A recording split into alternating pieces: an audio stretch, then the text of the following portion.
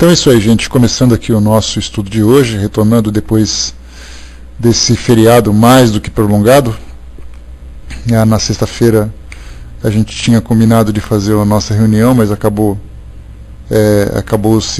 não se realizando, né, por causa da chegada da Cindizinha, da Vaninha e coisa e tal. A gente acabou não conseguindo vir aqui, mas depois desse tempo todo a gente volta para cá. Foram 5 dias sem estudos, né? Então agora é hora da gente voltar. Nós estávamos estudando. Tá sem som, pessoal? Alô?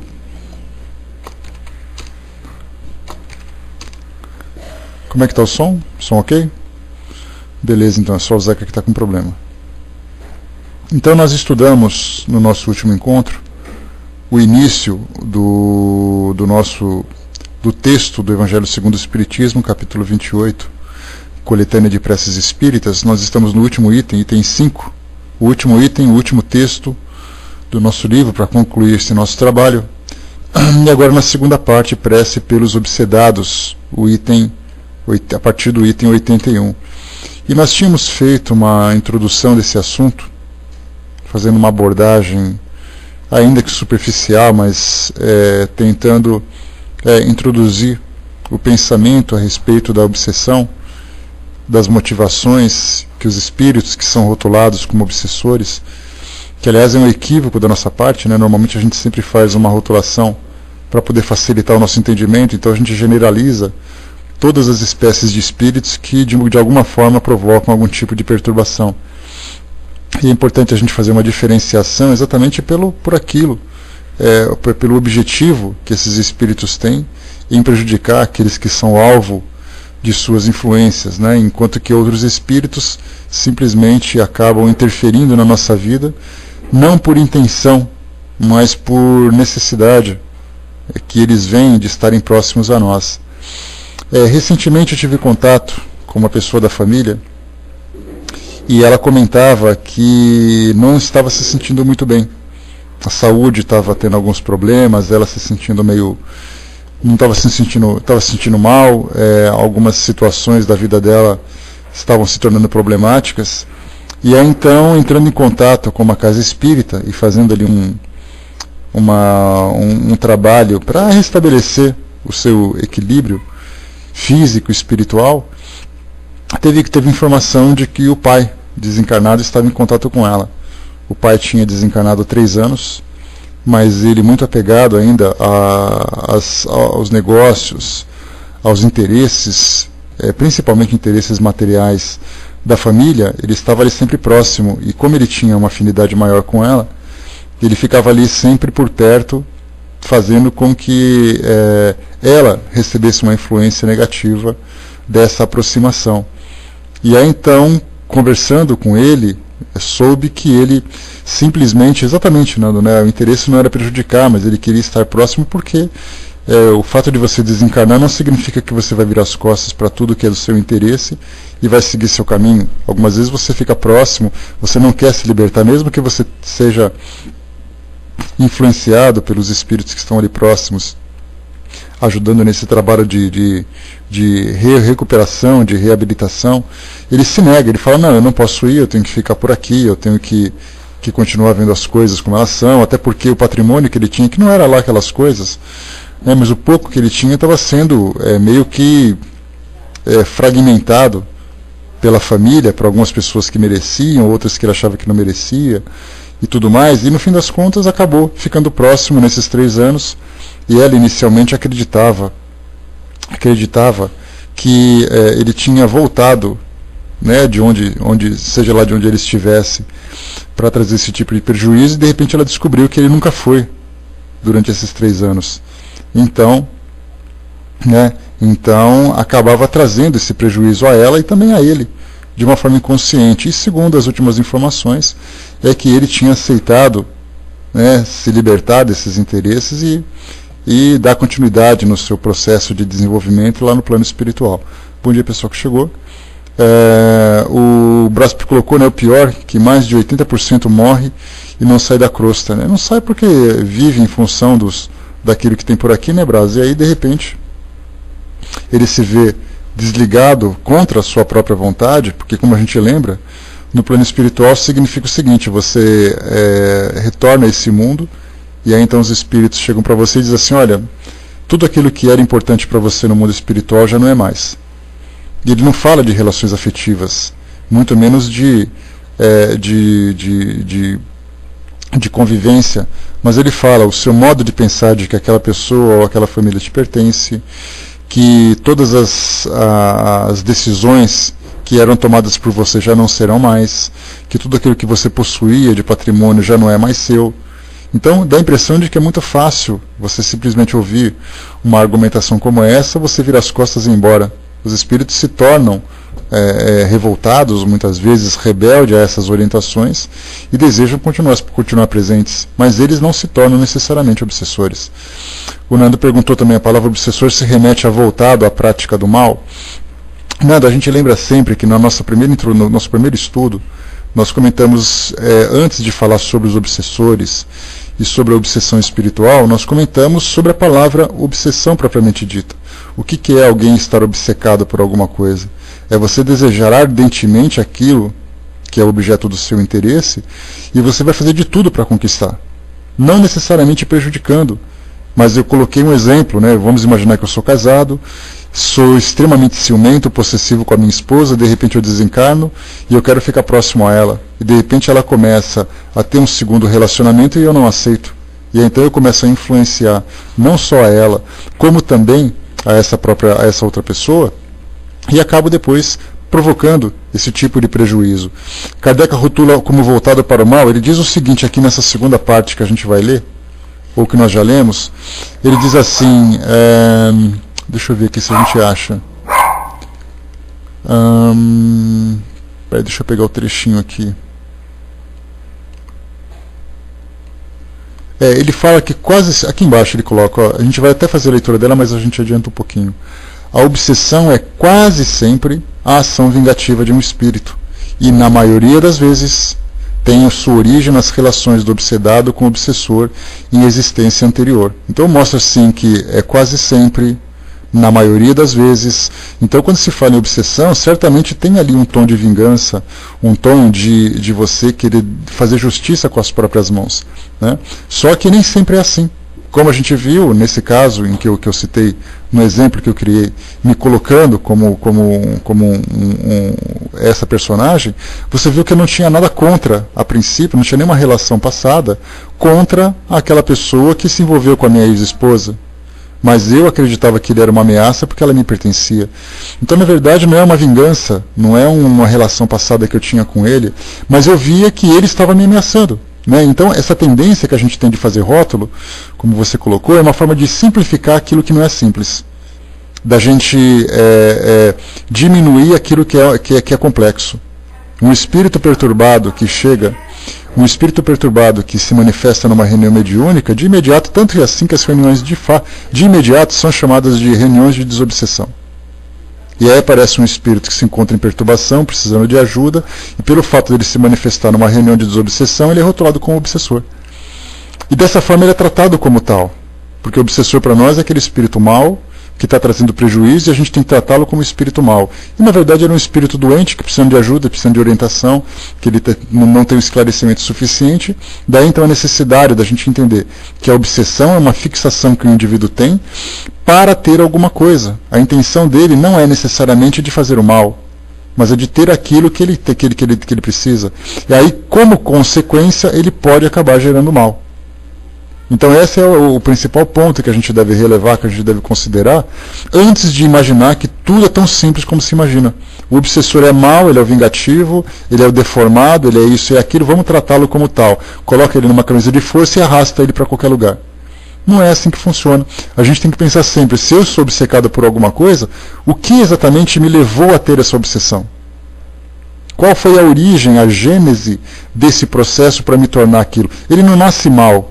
Ele não nasce desequilibrado, ele se torna assim.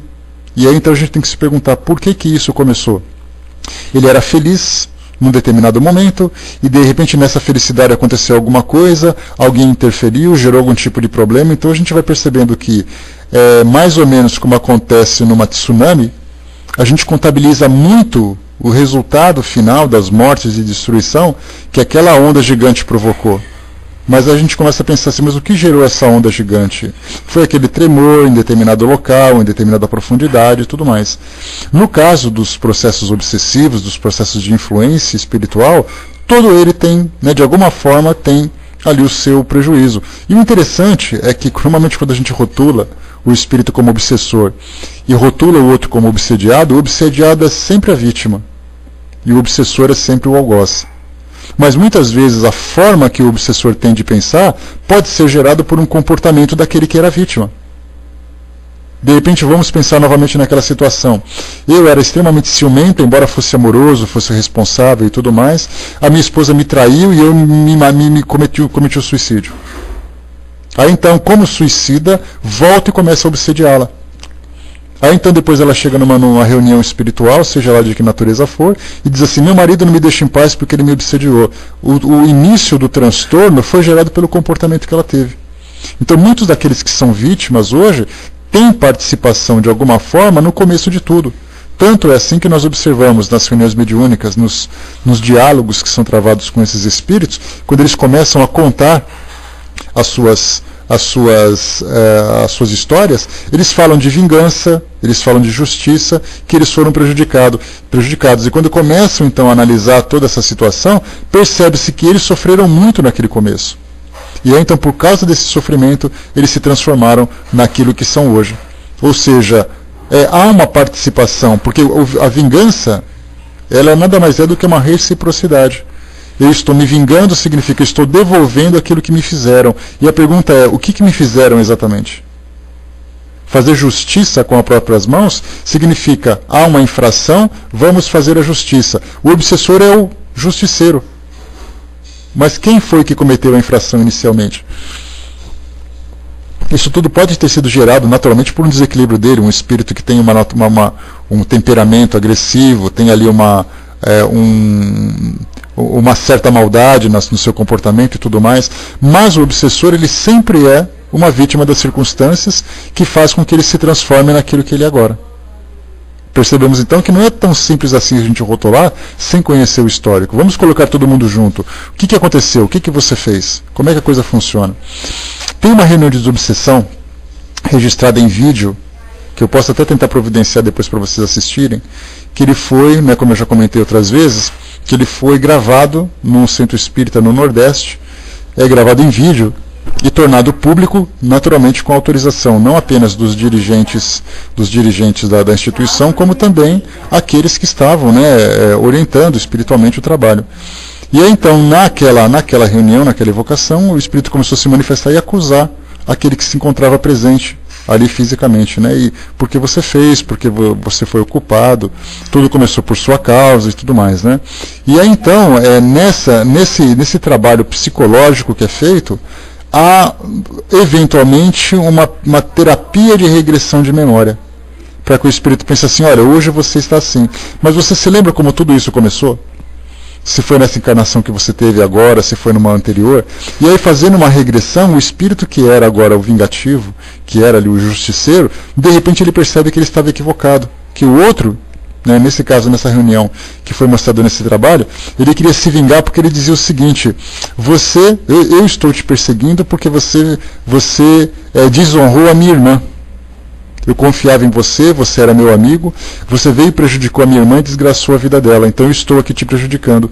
E aí fizeram uma regressão de memória e perceberam que antes dela ser irmã dele, ela tinha sido vítima dele próprio. E aí ele começou a se derramar em lágrimas, pedindo perdão para todo mundo, porque ele não sabia que tinha feito isso. Vemos então que esse processo deve ser considerado. E no caso aqueles que são os orientadores dessas reuniões, os médiuns, antes de fazer qualquer tipo de julgamento, tem que conhecer o histórico. Percebendo que, na verdade, todos os envolvidos são vítimas de si mesmos.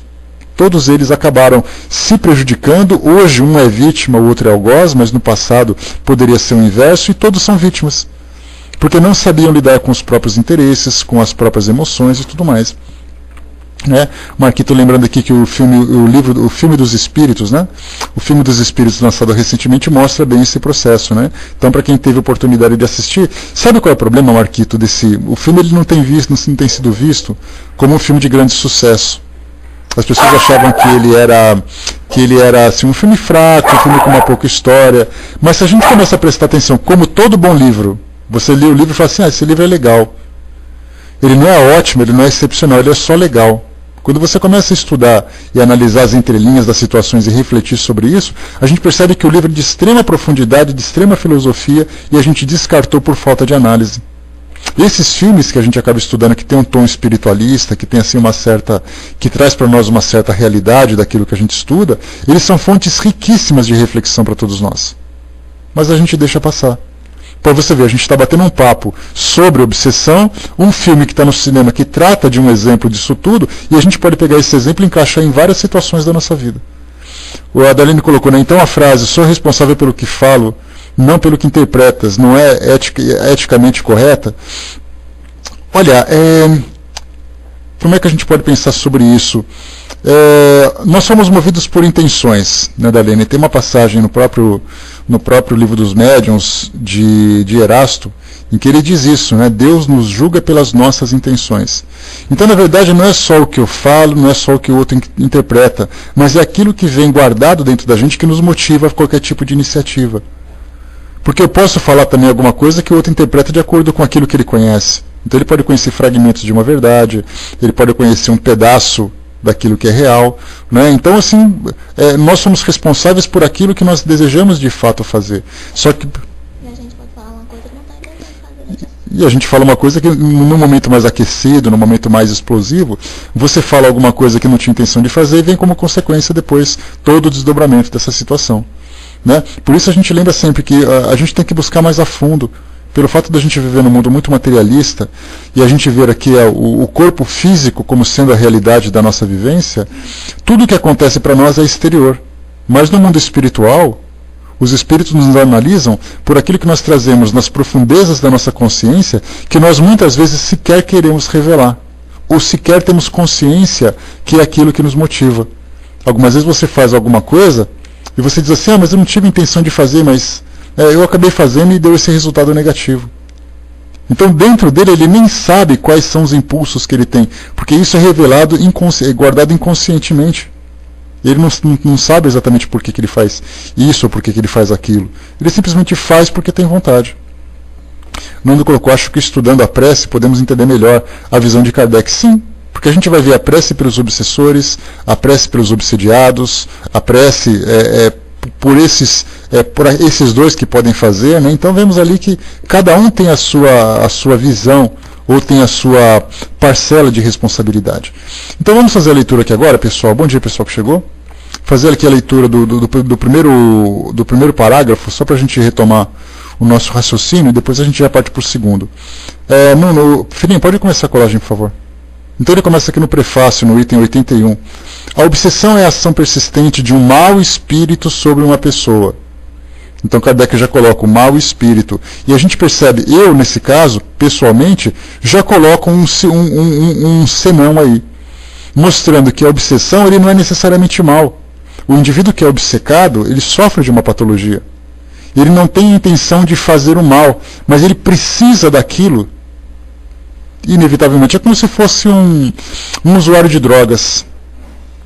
Ele é dependente químico, ele é dependente psíquico, sofre influências espirituais e precisa desesperadamente daquela droga. Aí ele passa com você, cruza com alguém na rua, assalta essa pessoa e provoca o desencarne dela.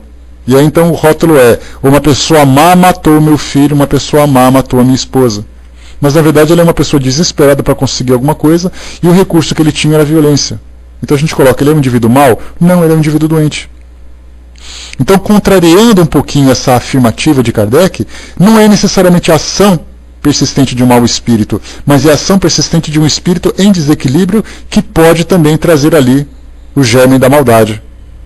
E continua. Apresenta características muito diversas, desde a simples influência de ordem moral, sem sinais exteriores perceptíveis, até a completa perturbação do organismo e das faculdades mentais. Oblitera, ou seja, anula, todas as faculdades mediúnicas. Na mediunidade psicográfica, ou de escrever, revela-se pela obstinação de um espírito em se manifestar exclusivamente, sem permitir que outros o façam. Os maus espíritos pululam ao redor da terra, sem consequência da inferioridade, em consequência da inferioridade moral dos seus habitantes. Sua ação malfazeja faz parte dos flagelos que a humanidade suporta neste mundo. A obsessão, como as doenças e como todas as atribuições da vida, deve ser considerada, pois como uma prova ou uma expiação, e aceita nessa condição. Aqui fizemos só a leitura, porque nós já conversamos sobre esse tema. Vamos para o próximo capítulo. A Didima colocou: o ciúme por um amor fanático, o desejo de posse por egoísmo pode gerar uma obsessão, sem dúvida. E muitos casos de obsessão, eu colocaria que a maioria dos casos, isso eu pessoalmente falando, a maioria dos casos de obsessão são situações de apego, são situações de desespero, são situações de possessividade. Ou seja, de fanatismo, de egoísmo, de uma psicopatologia. Não é a intenção de fazer o mal, mas é a intenção de... Ele pode provocar uma vingança, mas a vingança não é necessariamente provocada por pessoas maldosas. A vingança é provocada por as pessoas que sofrem, as pessoas que se veem como vítimas e não veem a justiça acontecer. Isso denota maldade? Não. Denota apenas a ignorância dele e a falta de aceitação das leis divinas que terão ali, né, que farão com que isso se cumpra no tempo certo, mas a gente tem muita pressa. Então, se você fez alguma coisa, eu vou me vingar de você. Eu sou mau? Não, mas sou considerado certamente um espírito inferior, pela minha falta de compreensão, pela minha falta de resignação diante das dificuldades, pela compreensão de que existe uma lei, não apenas uma lei divina, mas uma lei civil, uma lei social, que pode controlar as ações do outro, mas eu quero fazer a ação, eu quero fazer a justiça pelas minhas próprias mãos. O Brás colocou: será que uma simples antipatia não pode ser um começo de obsessão? A antipatia, a gente sempre vê a realidade de uma forma distorcida, né, Brás? Se eu tenho antipatia por alguém, qualquer coisa que ele faça, por mais generosa que seja, não me serve. Eu sempre vou ver o lado negativo dele. Porque aquela pessoa é má, porque ela é egoísta, ela pode estar trabalhando num serviço de caridade, entregando comida para desabrigados. Eu sempre vou olhar, olha como ela joga comida ruim, comida de uma forma errada na bandeja da pessoa. Olha como ela reclama daquilo que ela faz, mas ela está fazendo uma ação. Mas pelo fato de eu ter essa antipatia, tudo que eu olhar para aquela pessoa, vou procurar nela os defeitos do lado negativo.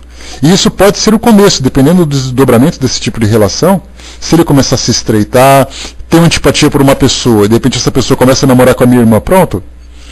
Qualquer coisa que ele fizer contra a minha irmã já vai ser uma ameaça. E de repente ele desmanchou, ele cometeu uma traição, eu vou para cima dele com todas as forças. Não porque ele cometeu erro, mas porque eu já não gostava dele no início. Então dessa forma a gente sempre, tudo começa por uma antipatia, por alguma coisa que aconteceu, num determinado ponto da história daquela relação. O Nando colocou, lembrando sempre que a nossa vibração que dá abertura para eles, né? Sim, né? Somos nós que permitimos, mas até porque, Nando, a gente lembra que quando você, nessa nossa condição hoje, de espíritos ainda em desenvolvimento, de espíritos que não têm compreensão sobre a nossa imortalidade, sobre as consequências, lei de causa e efeito e tudo mais, não adianta a gente simplesmente mudar a nossa vibração se nós temos um compromisso negativo com aquela pessoa.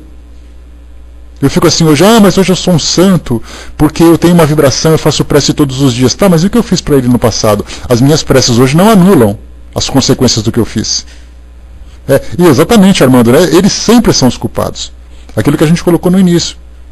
São eles que nos prejudicam, são eles que fizeram, porque hoje eu faço uma prece, faço o evangelho, vou tomar passe, porque eu sou um médium muito generoso, mas por que ele está no meu pé? Vamos buscar um pouquinho na história que a gente vai perceber que a coisa não é bem assim.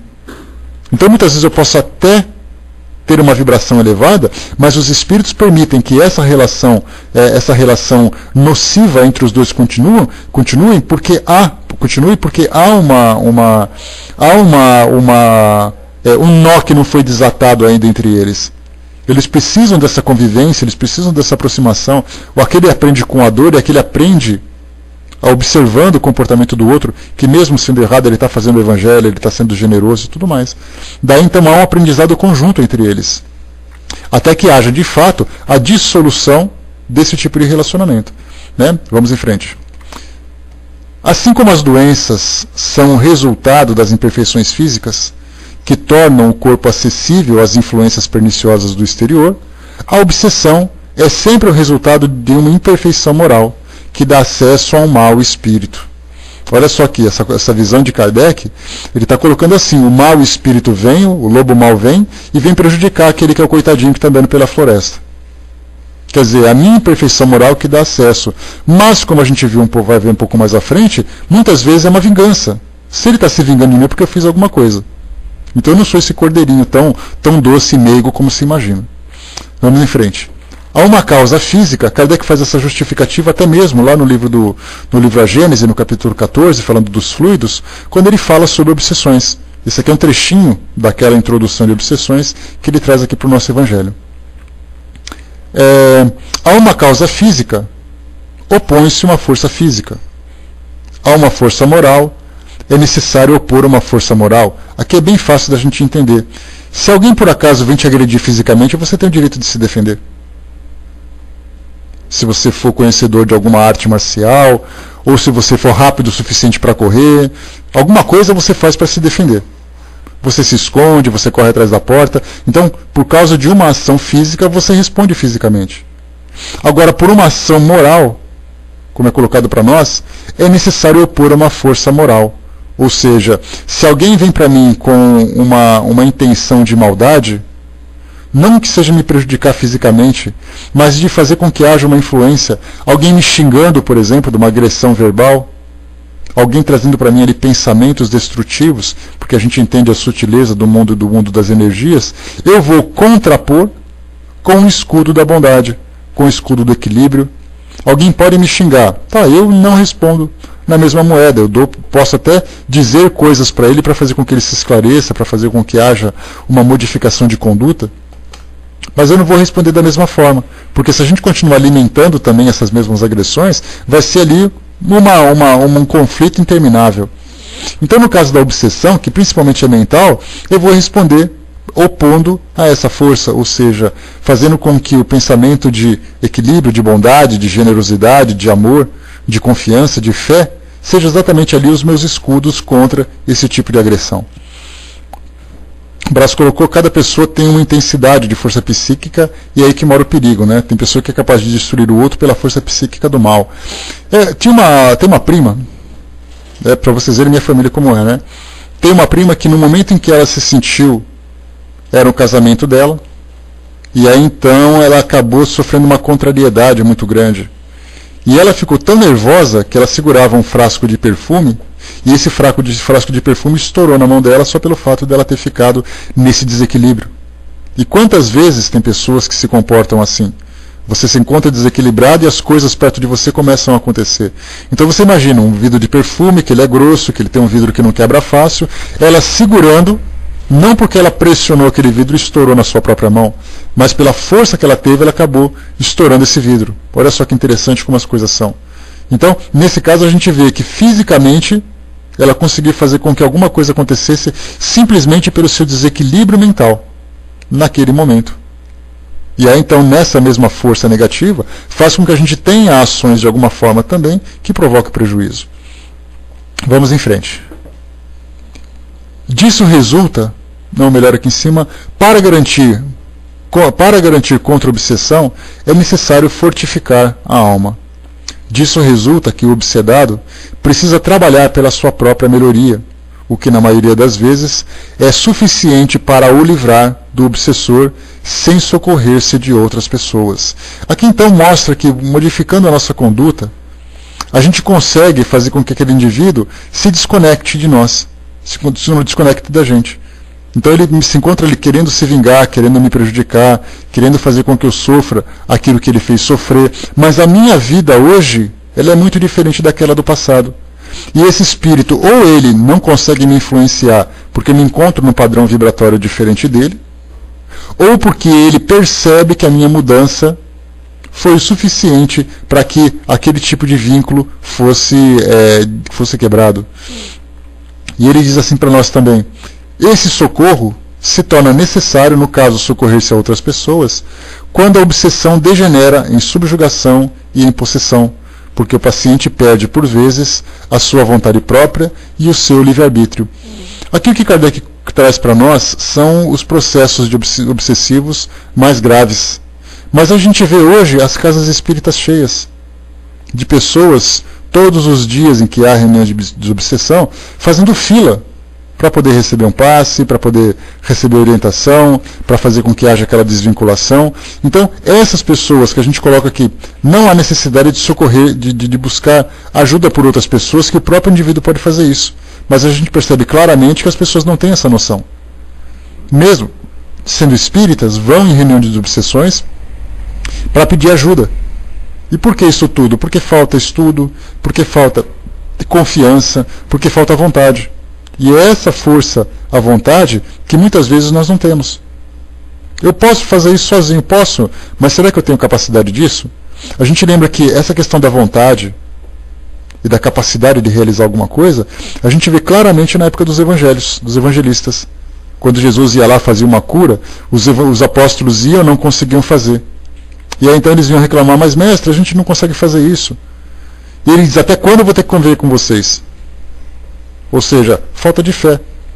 Então não somos nós, apenas aqueles que são os fracos que são assim. Na verdade, nós percebemos que a humanidade, de um modo geral, ainda se encontra numa condição de falta de confiança, falta de fé, até mesmo como consequência das religiões tradicionais, que trazem para nós uma imagem do mundo espiritual, uma realidade completamente infantilizada. Daí então eu acho que aquele que me faz o mal é o diabo, e aí então eu tenho que fugir do diabo, que basta eu frequentar aquela instituição que já é o suficiente para que eu me proteja, e a coisa não é bem assim. A doutrina nos explica isso claramente, e até mesmo com esses esclarecimentos a gente ainda cai nas próprias ciladas que nós criamos. Mas o que Kardec coloca, mesmo aqueles que têm vontade de fazer com que haja uma mudança naquele quadro, ainda assim a influência é tão forte, é tão poderosa, naturalmente gerada por um objetivo, tanto do obsessor como resultado das ações que esse indivíduo teve no passado, ele acaba depois sendo não só o serventilismo, Brás, mas é porque quando se fala em serventilismo, a gente fala de escravidão. Ou seja, ele é meu escravo, ele vai fazer o que eu quero. Mas o objetivo, muitas vezes, desses espíritos é destruir, propriamente dito, aquele indivíduo. Eu não quero que ele seja meu serviçal, eu quero acabar com ele. E ponto. Então nós temos ali intenções das mais diversas. E felizmente, a gente não tem visto isso com tanta frequência. São casos isolados, relatos que aconteceram uma vez numa casa espírita, noutra casa espírita. Isso não acontece o tempo todo. São influências sutis que nós vamos encontrando que provocam sofrimento nas pessoas, sofrimento familiar, profissional, de saúde e tudo mais. Mas essas obsessões gravíssimas, como a gente vê em alguns relatos, felizmente são raras. E aí, então, pelo fato de ele estar nessa condição, ele perde o seu próprio livre-arbítrio, que eu já contei para vocês também.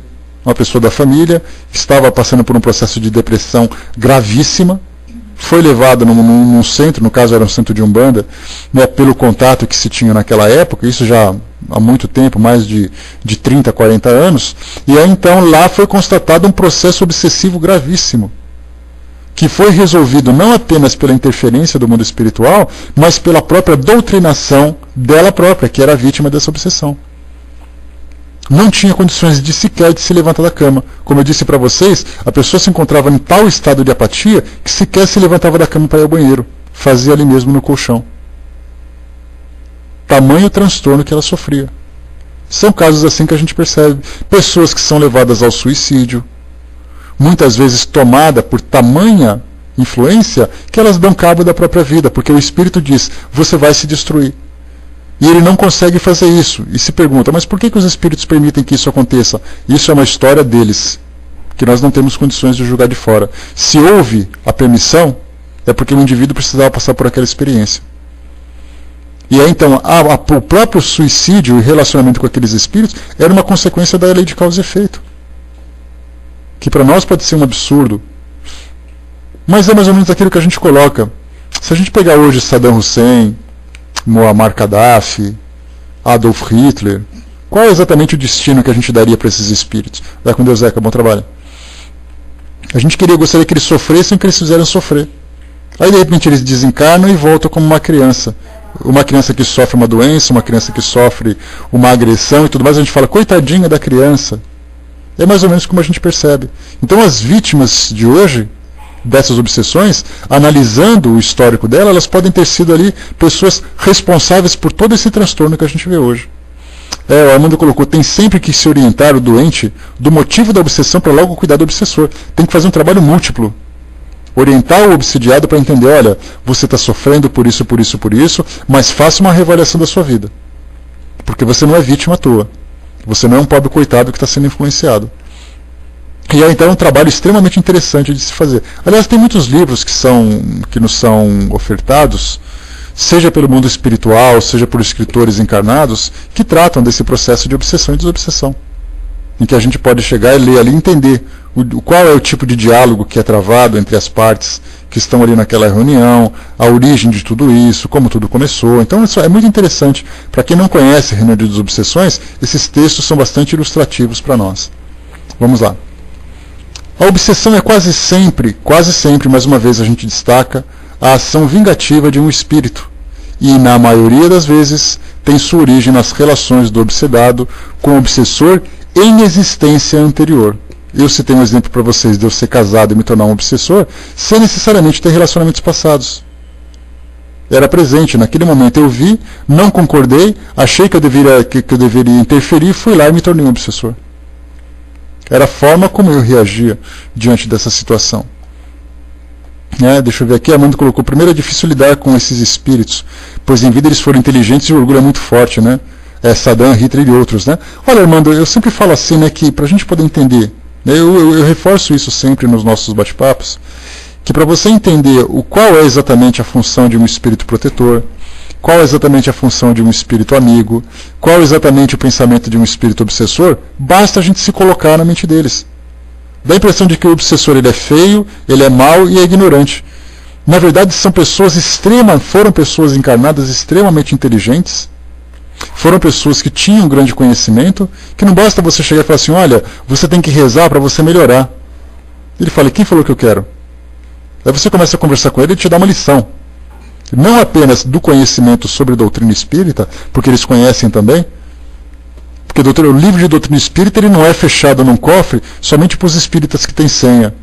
Ele está nas livrarias que você vai. Eu posso pegar um livro e falar assim, deixa eu ver como é que funciona essa história de influência espiritual. Vou lá, leio Kardec, leio todos os livros, leio Ivone de Amaral Pereira, leio André Luiz, leio Sueli Caldas Schubert e me torno um expert em mediunidade sendo um obsessor. Dá a impressão de que nós, aqui em casa, na minha prateleira, eu sou o máximo, porque eu tenho a codificação aqui, né? Essa codificação pode estar em qualquer lugar. Inclusive na mão daqueles que querem utilizar esses mesmos recursos para os seus próprios objetivos. Não são ignorantes. Pelo contrário. Os relatos que nós temos de André Luiz, por exemplo, sobre as influências dos espíritos sobre os encarnados, são relatos de espíritos que fazem coisas que nós sequer imaginamos, sequer compreendemos. São capazes de fazer ali a modificação de suas aparências, como a gente já viu. São capazes de gerar uma influência extremamente nociva e densa sobre a sua vítima, porque têm conhecimento técnico. Podem não ter conhecimento moral, mas a técnica está à disposição de qualquer um. Não temos médicos aí que são os médicos que se destacam por serem os homens mais generosos da humanidade? Não temos aqueles que esquartejam suas vítimas? São médicos. Conhecimento técnico é conhecimento técnico, está à disposição de todo mundo. Vamos lá. Nos casos de obsessão grave, o obsedado está como envolvido e impregnado por um fluido pernicioso, que neutraliza a ação dos fluidos salutares e os repele. É necessário livrá-lo desse fluido. Mas um mau fluido não pode ser repelido por outro da mesma espécie.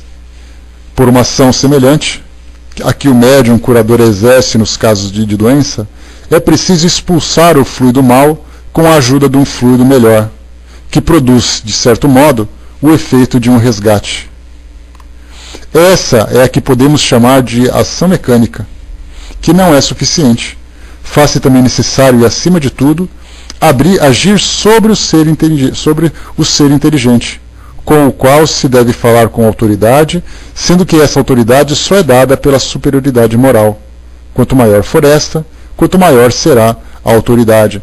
Aqui é interessante que quando a gente fala sobre esse fluido, é difícil da gente imaginar aquilo que para nós não é palpável, aquilo que para nós no mundo material não pode ser observado. Mas imaginem o seguinte, eu sou um obsessor, A Vaninha, não, a Cindyzinha está do meu lado, é minha vítima. Está aqui, né? Então a Cindyzinha está aqui comigo, ela é minha vítima e eu sou obsessor.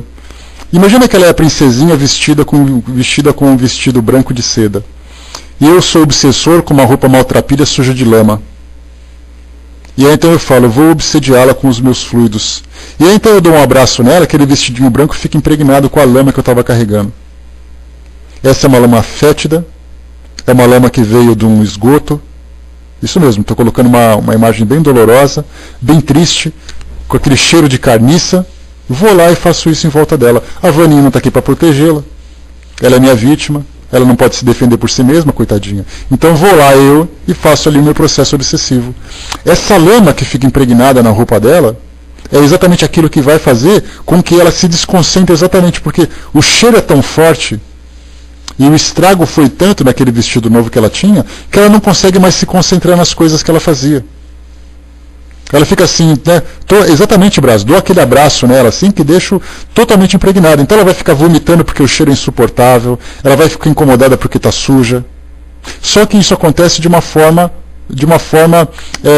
energética.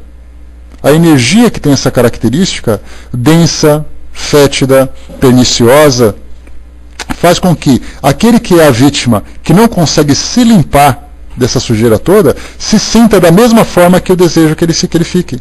Ou seja, aquilo que eu sinto, aquilo que eu penso, é exatamente aquilo que ele vai sentir, o que ele vai pensar. Então, energeticamente, materializando esse tipo de fluido, dá para a gente pensar nessa lama. Mas quando a gente fala vibratoriamente, eu a envolvo com um campo psíquico que infelizmente a gente não consegue compreender. Eu acho que o mais fácil para nós seria imaginar ali o Ultraman, aliás, imaginar o Príncipe Submarino, vocês lembram? Que quando ele queria, o Aquaman, quando ele queria falar com os animais, ele ficava direcionando o seu modo de pensar para aquele animal, o animal fazia o que ele queria, aquele peixe, aquela baleia, né, mamífero, cavalo marinho, seja lá qual for, e ele então dirigia aquela força mental para aqueles animais. E aí então, no caso de um espírito que tem envolvido nesse fluido aquele que é a sua vítima, ele vai fazer sugestões, pois é da tua época, né, apenas amizade, sabia? Então temos ali a pessoa de mais idade do que eu, muito bem. Tá, só marmanjo agora aqui, ó. Todo mundo assistia domingo de manhã, os Super Amigos, todo mundo comia aquela macarronada, sentava para ver o Aquaman, Mulher Maravilha, exatamente. Todo mundo por ali, né? É isso aí. Ficou até vermelho agora, mas tudo bem. E aí, então, nesse caso, quando há esse envolvimento, Gino é um gênio, né? Pois é. Quando há esse envolvimento vibratório, a gente começa a provocar nas pessoas ideias, sentimentos que até então ela não compreende, que até então ela não tinha. A pessoa, imagina assim que alguém da família começa a se tornar mais agressivo. Ele começa a discutir à toa, começa a brigar com todo mundo, ou ele começa a ter comportamento vicioso com relação à sexualidade, com relação ao uso de substâncias, a comportamentos, a frequência de locais que antes ele não ia. O meu filho, por exemplo, ele era tão bom, ele ficava em casa, agora ele não sai da rua com os amigos e fica lá, quando chega aqui em casa ele fica discutindo e tudo mais. Isso pode ser um comportamento rebelde natural dos adolescentes, como pode simplesmente ter sido uma sugestão de um espírito obsessor, porque sabe que é ali que vai provocar o desequilíbrio, que é ali que vai provocar o sofrimento. Daí então percebemos que esse tipo de fluido, ele nada mais é do que o mecanismo de contato, ou seja, o elemento de contato entre as duas mentes. Mas o que vai passar por esse tipo de fluido, com certeza a gente já pode imaginar a sua natureza pela própria característica dessa substância. Um fluido que é um fluido denso, que é um fluido pernicioso, como Kardec coloca essa expressão, vai transmitir naturalmente pensamentos dessa mesma natureza. Ao mesmo tempo, quando a gente fala de envolvimento de fluidos, me encontro aqui trabalhando, tenho aqui a graça de ter os meus mentores espirituais me envolvendo com fluidos, me mandando pensamentos para poder ilustrar esse tema. Estou sendo envolvido por fluidos, qual é o problema? De repente passo por uma situação difícil, vem aqui a minha avó desencarnada, me dá um abraço fluídico e fala assim, filho, tenha confiança porque tudo vai dar certo. E aí então eu sou inspirado por coragem para poder continuar fazendo aquilo que eu quero. Estou envolvido por esses fluidos. É como se É como se a gente pode fazer uma ilustração, seja de cor, seja de cheiro. Né? A Cid perguntou se pode ser como cheiro de perfume. Poderíamos ter. Imagina que eu sou um obsessor cheirando carniça e ver minha avó cheirando jasmim. E aí então eu dou mais atenção para o cheiro de jasmim do que para o cheiro de carniça. Vai chegar um tempo que esse cheiro insuportável vai sair do ambiente, porque houve a substituição desses fluidos. Então não apenas a troca, como Kardec coloca para nós aqui, por uma ação semelhante à do médium curador, que o médium curador exerce nos casos de doença, é preciso expulsar o fluido mau com a ajuda de um fluido melhor, que produz, de certo modo, um efeito de resgate. Olha o cheiro de jasmim me resgatando. Essa é que podemos chamar de ação mecânica, mas Kardec fala para nós aqui da dificuldade, né? Porque não é apenas simplesmente você chegar e modificar o fluido dessa transferência de um trabalho de passes que é feito, do envolvimento do mundo espiritual. Não é simplesmente fazer isso. É preciso convencer aquele espírito obsessor a me deixar em paz. Porque o meu equilíbrio ele não é tão sólido assim a ponto de, a partir do momento em que eu modifiquei meu modo de pensar, eu vou continuar equilibrado pro resto da vida. Vai chegar um momento em que eu vou cair, que eu vou falhar. E como diz Kardec, os espíritos ficam à espreita, esperando a nossa falha. E infelizmente é o que acontece. Eu vou ao centro espírita, me consulto no atendimento fraterno, me encaminham para o trabalho de desobsessão e passes, eu vou lá e faço o tratamento. Acabou o tratamento, viro as costas e continuo vivendo a minha vida. É assim que a gente vive hoje.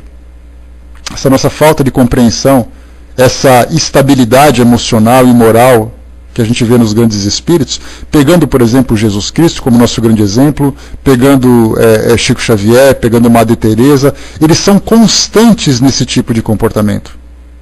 Eles precisam dessa disciplina. E não porque eles tenham alcançado a santidade. No caso, quando a gente fala de Chico Xavier e Madre Teresa e Gandhi e tudo mais, Jesus já conseguiu alcançar o seu patamar. Mas pega Chico Xavier, por exemplo, dá a impressão de que essa bondade é pura e completa nele por tempo todo. Ele tinha que ser disciplinado. Eu sempre brinco que tendo o Emmanuel fungando no seu cangote, é muito fácil você ficar na linha. Agora tira ele de perto e deixa ele por si mesmo para ver se ele consegue. Ele falharia. Porque para ele esse tipo de trabalho era um sacrifício. Em que ele tinha que sofrer críticas, sofrer o assédio do mundo espiritual, sofrer as frustrações. Será que ele teria força para se manter em pé o tempo todo? Será que ele nunca chorava? De falar assim, meu Deus do céu, não aguento mais isso aqui está me cansando. Eu estou sofrendo. A gente conhece o histórico, a biografia dele. Que Emmanuel mantinha na linha ali com rédea curta, dizendo, e daí que você está sofrendo? Levanta e continua trabalhando. Você não está aqui para isso. E aquela rigidez toda para poder fazer com que ele mantivesse a estabilidade.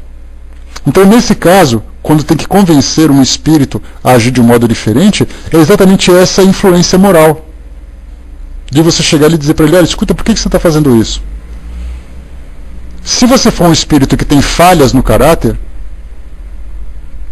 né? Pois é, quando a gente fala sobre falhas de caráter, e você tenta falar alguma coisa para alguém que ele não deve fazer isso, ele vai dizer para você, mas quem é você para me falar isso? Então a gente tem as nossas argumentações, não de uma forma hipócrita, não de uma forma falsa, mas muitas vezes nós temos falha de caráter, mas temos sinceridade na ação. E isso o espírito não pode negar. Porque você tem retidão no seu caráter, você tem disciplina no seu trabalho, você tem envolvimento, comprometimento com aquela causa. E aí o espírito vai falar, mas quem é você para falar? Eu vou falar, não sou ninguém. Mas o problema é o que você está fazendo, não sou eu. E aí então essa autoridade moral não significa perfeição, mas significa retidão no comportamento, mesmo que haja falhas por fraquezas. Mas ele se levanta, corrige e continua. Isso é que é fundamental. Não é exatamente, né, Moisés? É fazendo o bem que se dissipa o mal, mas não sendo necessariamente puro. Porque nós não estamos nessa condição ainda. Por isso que sim, convencendo aqueles espíritos, são muitos os relatos que chegam para nós. De você conversar com o espírito e dizer para ele, olha, você está fazendo mal, mas você pode perdoar. Os espíritos ajudando mostram para ele, olha, você hoje se vê como vítima, como vingativo, mas você não é tão bonzinho assim como você imagina. Você não é tão coitado assim, olha no seu passado o que você fez. E aí então há aquele processo de convencimento daquele espírito e deixar de fazer com que aquele seja vítima. Por isso é um trabalho duplo, como foi colocado pela Armando um pouco mais acima. Você convence um obsessor e pior, tem que convencer o obsediado. De falar para ele, olha, seu comportamento não está bom. Você até quer se livrar do seu obsessor, mas para de brigar com a sua esposa em casa. Para de xingar seus filhos. Para de humilhar os seus colegas. Seja uma pessoa controlada no trânsito. Para de gritar com todo mundo. Deixa de ser falso como você tem sido na sua convivência. Não adianta querer expulsar um obsessor se o seu comportamento mantém as portas escancaradas para esse tipo de influência. Então é um trabalho difícil, é um trabalho de convencimento do obsessor e do obsediado, e também um trabalho mecânico, que é esse auxílio exterior que nós recebemos nos trabalhos de desobsessão, nos passes que são feitos nas casas espíritas. Né? A Aninha colocou, na moral exata, exala nosso cheirinho. Não é exatamente, é o perfume que a gente falou. Se nós pudéssemos mudar isso tudo, como é que a gente andaria pela rua?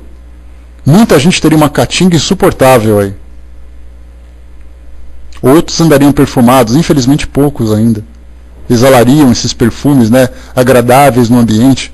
Eles entram no ambiente e o perfume se exala. Eles saem do ambiente e prevalece o cheiro dos presentes na sala. Aí começa a vir aquele cheiro, o pessoal começa a olhar embaixo do pé, começa a cheirar embaixo do braço, para ver quem que está cheirando mais. Aí aquela história, o fedido falando do mal cheiroso, né? É assim que a gente convive hoje na nossa sociedade. O fato de termos esse nível evolutivo ainda imperfeito, se pudesse ser transformado em cheiro, a gente veria qual é o cheiro do mundo. Mas os espíritos conseguem ver as energias que nós emitimos, as energias mentais pelo nosso comportamento, pela nossa fala, pelos nossos interesses. E essa energia acaba fazendo com que o mundo seja envolvido numa psicosfera extremamente densa, opaca, simplesmente porque nós criamos isso tudo. Próximo. E ainda não é tudo, diz Kardec, pois para assegurar a libertação, é preciso convencer o espírito perverso a renunciar aos seus maus intentos, despertar-lhe o arrependimento e o desejo do bem, através de instruções habilmente dirigidas. Olha só o preparo necessário para que isso seja feito. A mesma coisa acontece com os psicólogos. Eles têm que convencer aquela pessoa de que ela precisa modificar o seu modo de pensar, não sugerindo, mas fazendo com que ela perceba a necessidade de mudança. E para isso precisa ter habilidade. Não é simplesmente você chegar e ficar tentando convencer. Porque é interessante, gente, quando nós temos trabalhos de desobsessão, e nós temos ali os dirigentes, que são chamados de doutrinadores, embora seja um rótulo muito pretensioso, de dizer que ele é o coitado e eu sou o doutrinador, como se eu tivesse capacidade de fazer isso. Muitas vezes, numa reunião de desobsessão, vira debate teológico, vira bate-boca entre o obsessor e aquele que é o orientador. Porque um querendo mostrar mais conhecimento do que o outro, e se esquece o lado moral, que é a humildade, que é o amor, que é a compreensão. Isso tudo acaba ficando relegado em segundo plano, porque o obsessor acaba pegando na veia daquele que é o orientador. Ele começa a falar, mas você não sabe nada de doutrina. Ah, mas meu amigo, eu estudei muitos anos. Quer dizer, que diferença faz quanto tempo eu estudei? Em vez de dizer, realmente, eu sei muito pouco, mas é importante que a gente mude e tal. Então as argumentações, se não houver essa habilidade, ela acaba se transformando em bate-boca. E em vez de ajudar, o espírito que é obsessor sai dando risada.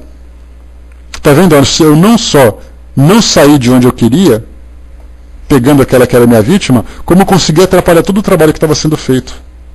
Eu me lembro que era interessante quando a gente fazia estudos aqui na sala, eu já comentei com vocês, bom dia pessoal que chegou, quando a gente fazia estudos aqui, logo no começo do nosso trabalho aqui na sala, isso lá para 7, 6 anos, era impressionante a facilidade que as pessoas tinham de me desestabilizar.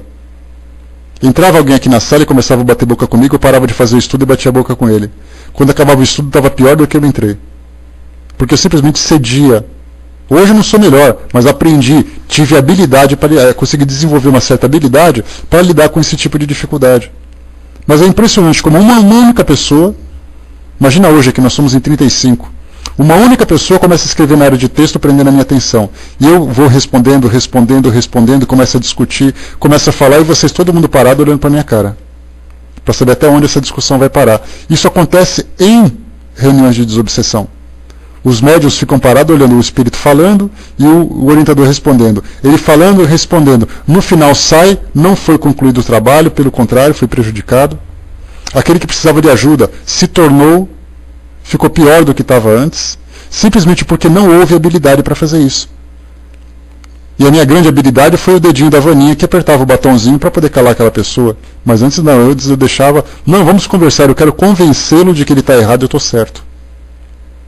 E nessas reuniões, o orientador quer convencer o espírito de que ele está errado e que ele, o orientador, é certo, é dono da razão. Ou seja, a gente começa a bater uma discussão, começa a travar uma discussão intelectual e se esquece da orientação moral. É essa habilidade que Kardec fala. Né? É a cara. Né? A Florzinha colocou, né? Os espíritos já mandavam as pessoas para te desarmonizar. Às vezes não era não, Florzinha. Às vezes era o próprio orgulho que faz isso acontecer. Todas as salas têm aquelas pessoas que entram aqui para ficar batendo boca, seja de outra religião, seja de outro país, seja um desavisado que não tem nada que fazer. Ele entra na sala aqui, começa a dar aquela provocada, né? Começa ali a querer brincar na sala, e a gente cede por falta de preparo. E naquela época, sim, era muito despreparado para isso. Chegava no dia seguinte, eu não tinha vontade de abrir a sala, imaginando que aquela pessoa fosse aparecer de novo. Olha só o despreparo em que a gente se encontra, mas nada como a experiência que faz com que a gente aprenda. E nada como a experiência também, né? E até mesmo uma humildade, porque tem pessoas que entram aqui que realmente sabem. Só que sabem, mas não é o propósito agora ficar convencendo de que eu sei mais do que ela, ou deixo de saber. Né? Vamos em frente. Através de instruções habilmente dirigidas, com a ajuda de evocações particulares, feitas no interesse da sua educação moral, aquilo que se faz hoje nos processos de desobsessão. Então, pode-se ter a dupla satisfação de libertar o encarnado e convencer um espírito imperfeito. A tarefa se torna mais fácil quando o obsedado, compreendendo a situação, oferece concurso da sua vontade e das suas preces. É essa dificuldade que a gente acaba enfrentando agora. Ou seja, o obsedado percebe que realmente ele pode ajudar, que ele estava errado, que é ele que oferecia as condições para essa influência, e ele então aceita as orientações e cumpre aquilo que foi determinado para o seu tratamento. E ele fala assim, não, eu vou fazer isso, vou fazer todo o trabalho que me orientaram, vou ajudar naquilo que é necessário, porque eu não quero mais esse sofrimento. E aí então ele começa a modificar, inclusive muitas mudanças que são notadas pela família, pelos amigos, porque ele já não se comportava mais daquela forma. A Aninha colocou que, né, olha, meu sogro um dia me chamou de cachorro vira-lata e mudou de religião. Eu não bati boca, né? Hoje ele me vê com respeito, pois viu que eu respeito ele, né? Mas não mudei as minhas ações. Já pensou se eu tivesse batido boca? Ia ser muito prejudicial. E é isso que acontece o tempo todo, Aninha. Tem reuniões que a gente vê que os espíritos estão lá, fáceis, simples, de fazer com que eles percebam tudo aquilo que aconteceu, mas por causa de uma frase que eu respondi para ele, acabei perdendo a atenção que ele estava dando para mim. E isso acontece o tempo todo com religiosos, com pastores, com padres, com médiuns, com todos. Você está conversando com alguém, em vez de você respeitá-lo, em vez de você se colocar numa condição de humildade, a gente quer impor que a nossa religião é melhor, que as nossas ideias são melhores. Só que a gente nunca sabe quem vai encontrar. Se aquela pessoa for mais inteligente, tiver mais habilidade com as palavras, com as ideias, ela dá um nó na nossa cabeça. Tem médios, inclusive, que saem com dúvidas das reuniões se aquilo que ele está fazendo é certo. Simplesmente porque o espírito o deixou naquela dúvida. Vamos lá. Agora tem um pouquinho de curiosidade. Persevera que mais dia, menos dia, vocês vão conversar sobre isso, você vai ver. Vamos lá então. Dá-se o contrário quando, seduzido pelo espírito embusteiro, ele se mantém iludido quanto às qualidades da entidade que o domina e se compraz nas suas mistificações, porque então, em vez de ajudar, ele mesmo repele qualquer assistência. É o caso da fascinação, sempre infinitamente mais rebelde do que a mais violenta subjugação. Em todos os casos de obsessão, a prece é o mais poderoso auxiliar da ação contra o obsessor. Nesse caso, Kardec faz aqui uma colocação sobre a fascinação, e ela a fascinação nada mais é, trocando em miúdos, do que dizer que você é bom e que os outros são maus. O espírito dizer que ele é mais especial e que os outros não prestam. E a consequência, você acreditar nisso. Acreditar que essa de fato, é a real situação. Porque ele diz para você coisas que só você sabe, ele faz revelações que só você recebe, você tem relacionamentos que ninguém mais tem, que aquilo que você fala é o certo e que as pessoas dizem é errado. E ele começa a te convencer disso tudo e você acredita. E nós acreditamos. Mas felizmente, esse tipo de situação acontece muito mais naqueles que têm ali uma posição de destaque em determinado tipo de pensamento. E não acontece apenas dentro do meio filosófico religioso. Acontece em qualquer lugar. Se eu quiser destruir alguém, eu vou num empresário que tem ali uma empresa, que tem ali a reunião com seus diretores, e eu começo a fasciná-lo dizendo que ele está certo nas decisões da empresa e que os outros estão errados. Aí os outros vão se afastar, ele vai se destruir, a empresa vai falir e eu vou conseguir destruir aquela pessoa. De chegar um político. Eu sou um homem da política e eu então sou vítima de fascinação. Eu não preciso fazer com que ele fique doente. Preciso apenas fasciná-lo. De dizer que ele é o cara. Ele vai se transformar num ditador. E mais dia ou menos dia ele vai ser derrubado. Vai ser humilhado, vai ser constrangido. Então eu vou minando as suas ideias, minando a sua imagem, e quando ele menos esperar, ele vai desabar, lá do alto das nuvens onde ele acreditava estar. Vai desabar, vai cair e vai destruí-lo. Então a gente vê que a fascinação é um trabalho mental que é feito com os espíritos de ideias que são implantadas, e essas ideias me fazem crer que aquilo é verdade. Daí então o resultado negativo que a gente tem. Então aqui agora, pessoal, a gente tem aqui as preces, são um pouco longas, mas eu acho que dá para a gente ler nesses 5 minutos que faltam, assim a gente já encerra esse nosso trabalho aqui, porque como a gente disse, o próximo livro que a gente vai estudar aqui na nossa sala é exatamente o livro dos médiuns, que a gente vai ter oportunidade de estudar isso aqui com mais profundidade.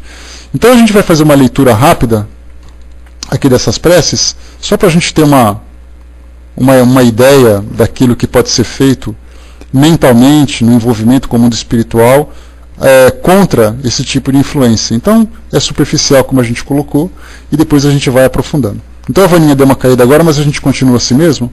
Então a prece número 82, o item 82, a prece para o obsedado proferir.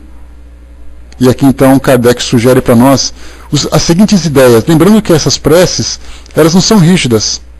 Elas são ideias que Kardec traz para nós com a contribuição dos amigos espirituais, para que a gente se relacione com Deus, se relacione com os amigos espirituais, se relacione inclusive com o próprio obsessor. Então a primeira prece para o obsedado proferir. Então eu sou a vítima da obsessão, e aí eu digo o seguinte nas minhas orações: meu Deus, permiti aos bons espíritos que me livrarem do espírito malfazejo que se ligou a mim. Se é uma vingança que ele pretende exercer, em consequência dos males que eu lhe tenha feito outrora, vós o permitistes, meu Deus, e eu sofro por minha própria culpa. Posso, meu arrependimento, me fazer merecedor do vosso perdão e da minha liberdade. Mas seja qual for o motivo, suplico a vossa misericórdia para ele. Facilitai-lhe, Senhor, a senda do progresso, de que se desviou pelo pensamento de fazer o mal. Possa eu, de meu lado, retribuindo-lhe o mal com o bem, encaminhá-lo a melhores sentimentos. Mas sei também, ó meu Deus, que são as minhas imperfeições que me tornam acessível às influências dos espíritos imperfeitos. Dá-me a luz necessária para as reconhecer, e afastai sobretudo o meu orgulho, que me torna cego para os meus defeitos. Como deve ser grande a minha indignidade para que um ser malfazejo me possa dominar. Fazei, ó meu Deus, que este golpe desferido na minha vaidade me sirva de lição para o futuro, que ele me fortaleça na decisão de me depurar pela prática do bem, da caridade e da humildade, a fim de que possa opor, daqui por diante, uma barreira ao ataque das más influências. Senhor, dai-me a força de suportar essa prova com paciência e resignação. Compreendo, como todas as demais provas, ela deve contribuir para o meu adiantamento, se eu não comprometer os seus resultados com as minhas lamentações, pois ela me oferece uma oportunidade de demonstrar a minha submissão e de praticar a caridade para com o irmão infeliz, perdoando-lhe o mal que me tenha feito. Então, reflexões aqui extremamente profundas sobre a minha posição de entender que a minha responsabilidade é grande, que eu devo perdoar esse espírito que me traz esse prejuízo, a necessidade do meu aprendizado e da minha transformação. A prece pelo obsedado. Então, quer dizer, primeiro o próprio obsedado faz a prece. Agora nós fazemos por alguém. E a gente diz o seguinte, ou podemos dizer o seguinte: Deus Todo-Poderoso, dai-me o poder de livrar fulano do espírito que o obseda. Se está nos vossos desígnios por um fim a esta prova, concedei-me a graça de falar a esse espírito com a necessária autoridade. Bons espíritos que me assistem, e vós, anjo guardião do fulano, dai-me o vosso concurso. Ajudai-me a libertá-lo do fluido impuro que o envolveu. Em nome de Deus Todo-Poderoso, conjuro o espírito malfazejo que o atormenta a se afastar. Aqui então, prece feitas normalmente pelos passistas que fazem o trabalho de desobsessão, ou mesmo pelos orientadores desses trabalhos, os médiuns que também colaboram, participam desse tipo de trabalho. Então percebemos ali a força para nós ajudarmos aquela pessoa, para fazer com que ela se livre dos fluidos que a envolvem. Daí então, só um instantinho, pessoal. Daí então, a importância de nós evocarmos essa assistência do mundo espiritual para darmos o suporte ou darmos o tratamento necessário para a pessoa que precisa dessa ajuda. E depois, no item 84, a prece pelo espírito obsessor. Então fizemos pelo espírito, pelo indivíduo que se encontra obsediado, fizemos por nós mesmos no processo obsessivo e fazemos agora por aquele que é o responsável por esse sofrimento todo. E a prece diz o seguinte: Deus infinitamente bom, suplico a vossa misericórdia para o espírito que obseda fulano. Fazei que ele perceba as divinas claridades, a fim de que reconheça a falsidade do caminho que está seguindo. Bons espíritos, ajudai-me a fazê-lo compreender que ele tem tudo a perder na prática do mal e tudo a ganhar na prática do bem. Espírito que vos comprazeis em atormentar fulano, ouvi-me, pois, que vos falo em nome de Deus. Se quiserdes refletir, compreendereis que o mal não pode levar ao bem, e que não podeis ser mais forte do que Deus e os bons espíritos, que poderão preservar fulano de qualquer atentado de vossa parte. Se não o fizeram, foi porque ele tinha uma prova a sofrer, mas quando essa prova terminar, eles vos impedirão de agir sobre ele. O mal que tiver desfeito, em vez de prejudicá-lo, terá servido para o seu adiantamento, tornando-o mais feliz. Assim, a vossa maldade terá sido em vão, mas tornará fatalmente para vós. Deus, que é todo-poderoso, e os espíritos superiores, seus servidores, que são mais poderosos do que vós, podereis então pôr um fim a essa obsessão, quando quiserem, e a vossa tenacidade se quebrará contra essa autoridade suprema. Mas por ser bom, quer Deus vos deixar o mérito de interrompê-lo pela vossa própria vontade. É uma concessão que vos faz, e se não a aproveitardes, tereis de sofrer deploráveis consequências, pois grandes castigos e duros sofrimentos vos esperam. Sereis forçados a implorar a sua piedade e as preces da vossa vítima, que já vos perdoou e ora por vós, o que é um grande mérito aos olhos de Deus e apressará a sua libertação. Refleti, pois, enquanto é tempo, porque a justiça de Deus pesará sobre vós, como sobre todos os outros espíritos rebeldes. Lembrai-vos de que o mal que fazeis nesse momento terá forçosamente um fim, enquanto que, se persistirdes no vosso endurecimento, os vossos sofrimentos aumentarão sem cessar. Quando estiverdes na terra, não consideráveis estúpido sacrificar um grande bem por uma pequena e breve satisfação? Acontece o mesmo agora que sois espíritos. O que ganhais com o que estáis fazendo? O triste prazer de atormentar alguém, que nem sequer vos impede de ser infeliz, por mais que afirmeis o contrário, e mais infeliz ainda vos fará no futuro. Ao vosso lado, vede o que perdeis.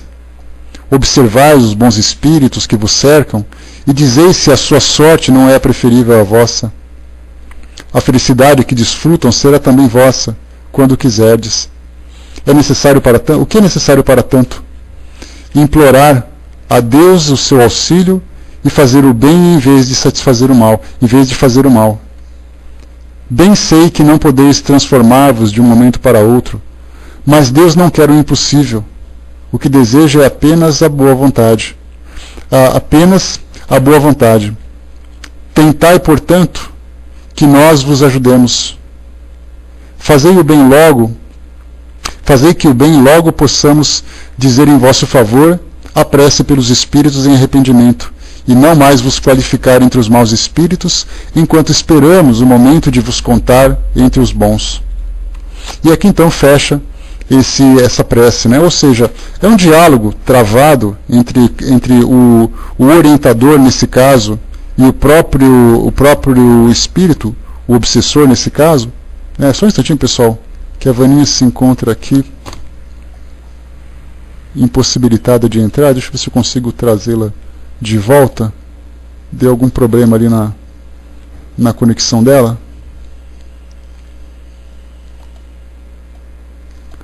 Só um instantinho aqui.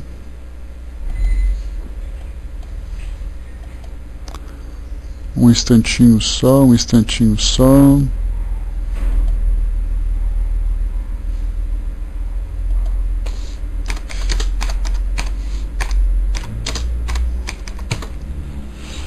Tá, o Brás perguntou, nessas preces ensinadas por Kardec, é de uma sabedoria extrema, será que foi feita por ele?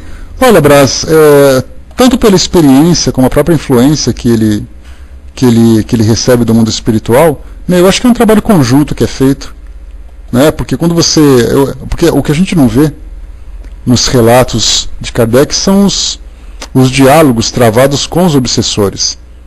A gente vê ali no livro Céu e Inferno algumas conversas que ele teve, mas assim, o trabalho de desobsessão propriamente dita, talvez ele não tenha feito. Até porque o propósito dele não era criar uma instituição de socorro, mas era difundir uma doutrina, né?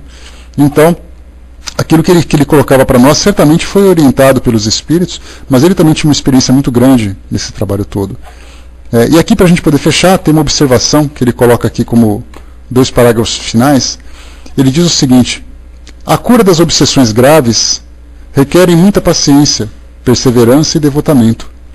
Exige também tato e habilidade para a condução ao bem de espíritos quase sempre muito perversos, endurecidos e astuciosos, pois que os há rebeldes até o último grau.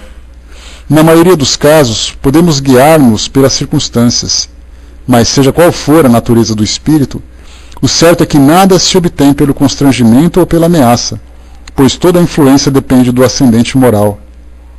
Outra verdade, igualmente verificada pela experiência, e que a lógica comprova, é a completa ineficácia de exorcismos, fórmulas, palavras sacramentais, amuletos, talismãs, práticas exteriores ou qualquer símbolos materiais.